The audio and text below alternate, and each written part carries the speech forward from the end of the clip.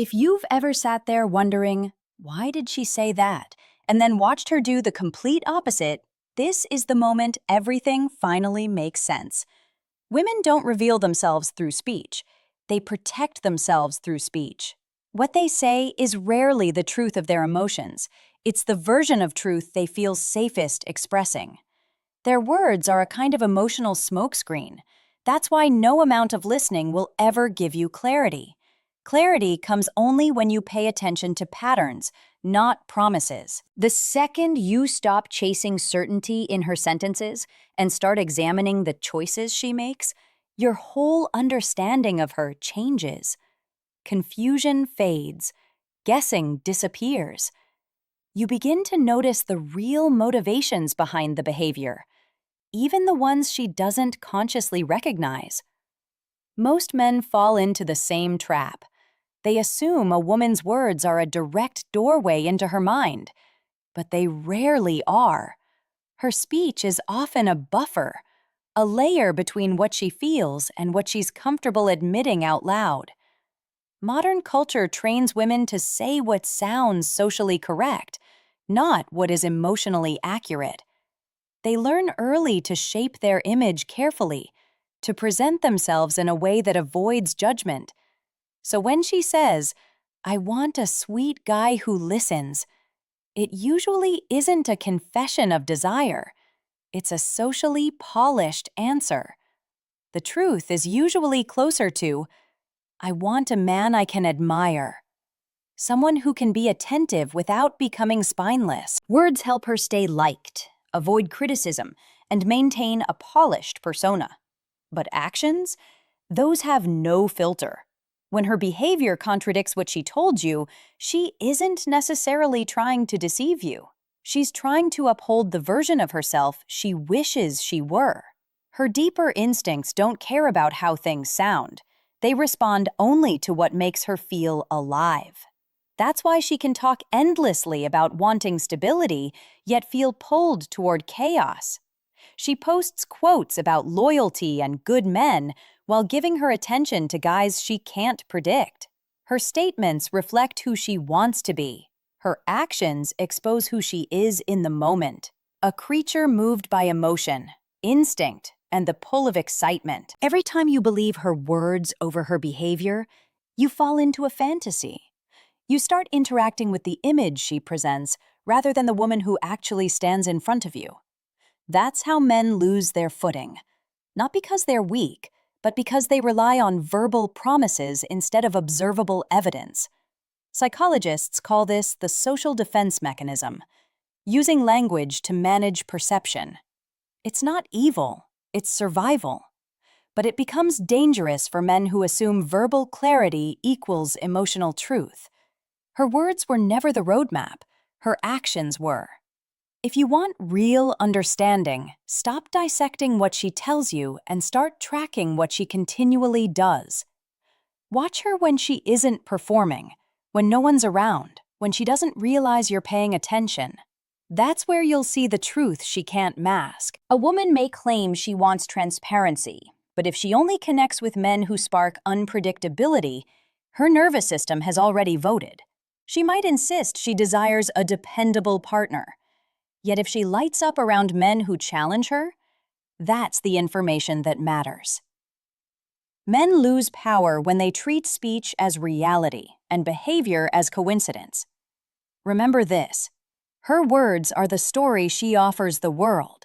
Her actions are the story she reveals to herself. Words protect the mask. Behavior exposes the reality.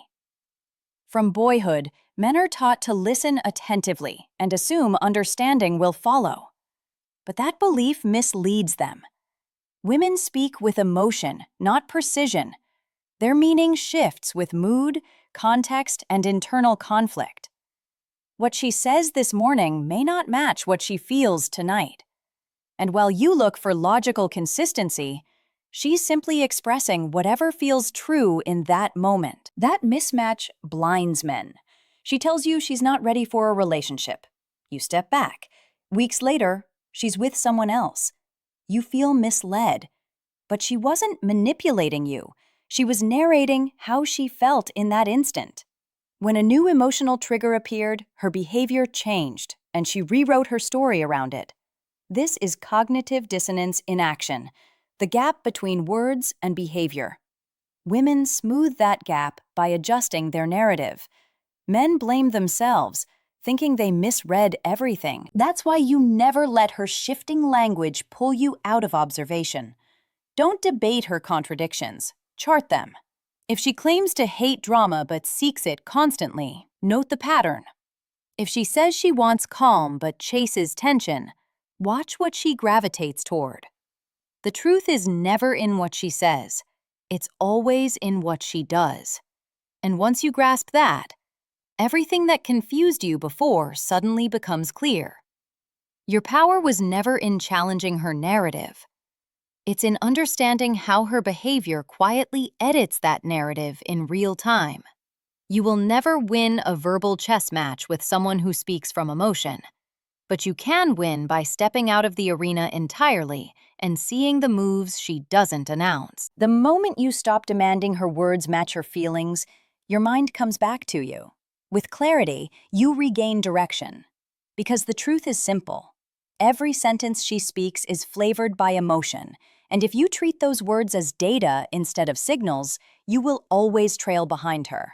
Every man has lived through this script. She says she wants a gentle guy, so he becomes the most considerate version of himself. He listens endlessly, praises her, waits patiently, forgives easily, and believes his goodness will spark desire. Instead, she places him in a category: reliable, safe, but not the man she desires. She'll call him wonderful, dependable, a true gentleman, then give her passion, vulnerability, and time to a man who doesn't offer her half the comfort. This is the tragedy of the nice guy. He assumes kindness breeds attraction, but kindness without strength becomes monotony, and monotony suffocates desire. What many men never learn is that attraction grows in emotional friction, not emotional padding. A woman's instincts react to tension, challenge, and polarity, not predictability. When she feels too secure, too in control, she stops feeling like the feminine force in the dynamic. That's the real reason the so-called bad boy captivates her, not due to cruelty, but because his presence carries unpredictability, decisiveness, and emotional independence. He doesn't wait for her approval to feel desirable. He sets the tone, and she responds to it. From a behavioral standpoint, being nice with the intention of being chosen isn't generosity. It's negotiation. It's the unspoken exchange of comfort for validation, and women pick up on that immediately. It feels needy because it is. Now, compare that to a man who doesn't need her approval to feel grounded. He gives when it aligns with who he is, not to win points. He holds back when something doesn't feel right. His empathy isn't a performance, it's controlled, not compulsive. That edge, that unpredictability, keeps her emotionally alert and invested. She respects him precisely because she can't fully script him. A familiar story repeats across generations. A man meets a woman and thinks, if I just show her I'm not like the others, she'll finally see my worth. So he becomes her emotional caretaker. He listens to every frustration, solves every problem, rearranges his world to make hers easier. And when she feels stable again, she moves on. Not because she's heartless, but because he became a comfort zone. And comfort zones don't ignite passion. He didn't fail by lacking value. He failed by being too transparent, too easy to anticipate. Desire needs oxygen, and that oxygen is uncertainty. She doesn't crave endless ease. She craves emotional gravity. She wants a man who offers her safety but keeps her on her toes, someone she respects more deeply than she can articulate. So when she says she wants a nice guy, understand it as social correctness, not authentic longing. Her true desire is strength wrapped in calm, confidence without arrogance, presence without desperation.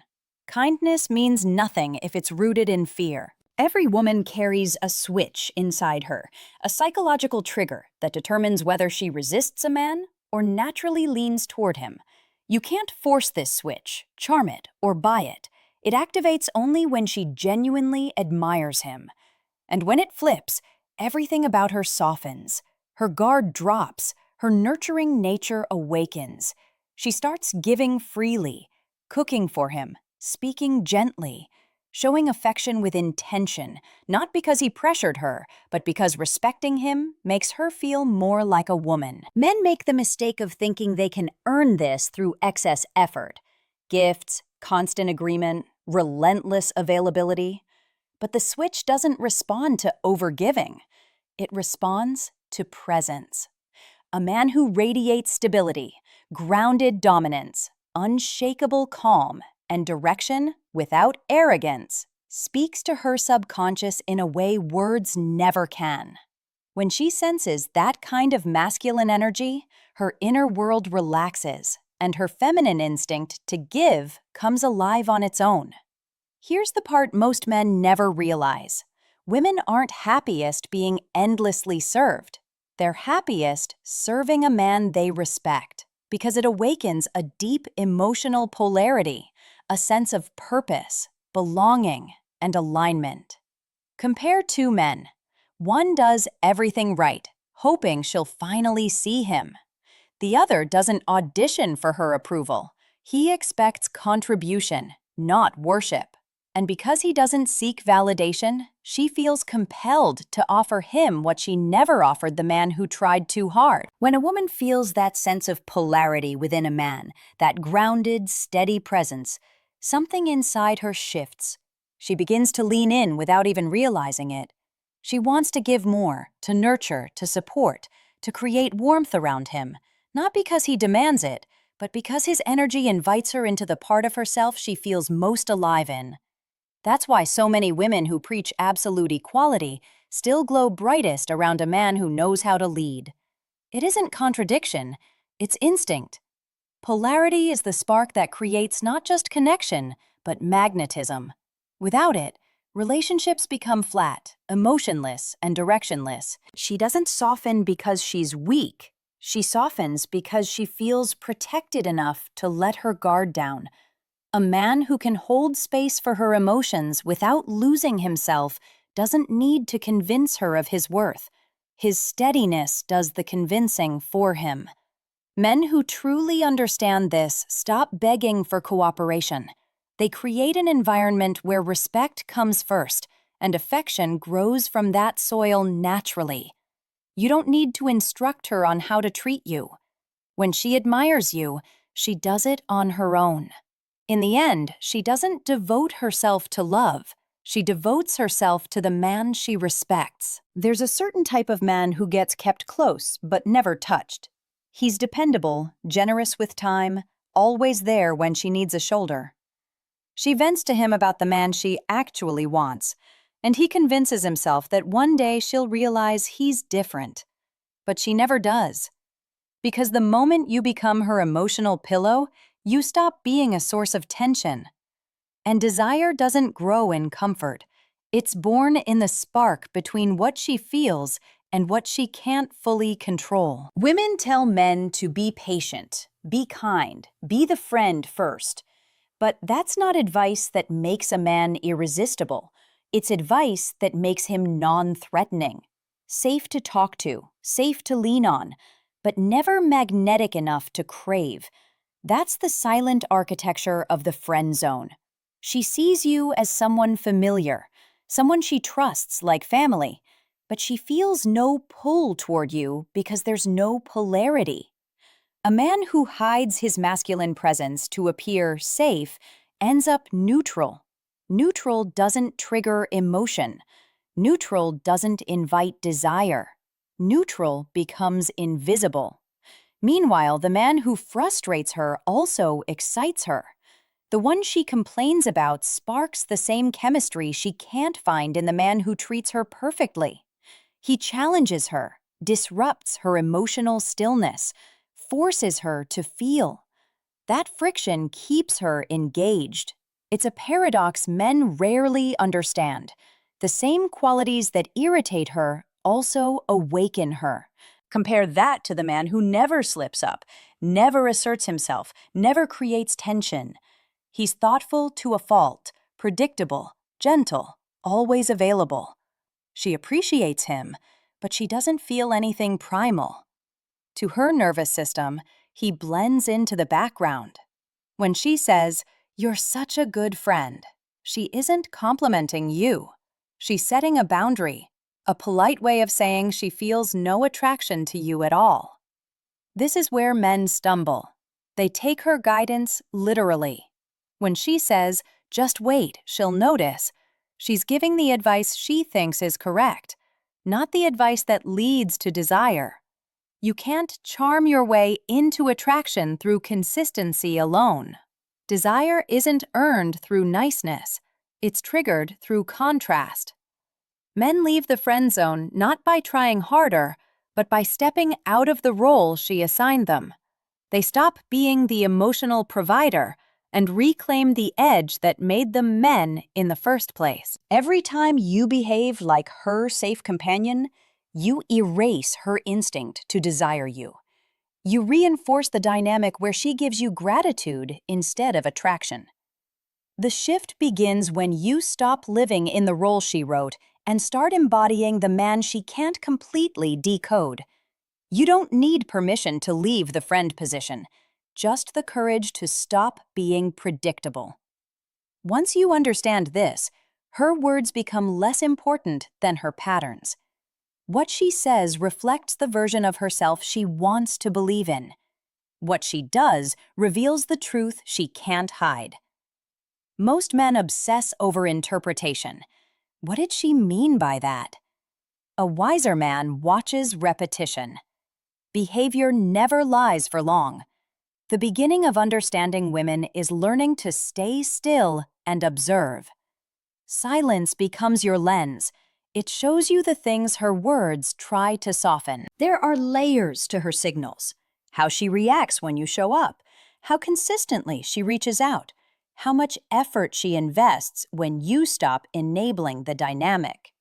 The story is always written in those details, and when you can read them, you stop guessing and start seeing her exactly as she is. Because at the end of the day, a woman's true intentions are never hidden in her sentences. They're hidden in her investment. When she genuinely feels something for you, it shows in the way she gives her time without being asked, the way she makes room for you in her world, the way her energy naturally gravitates toward you.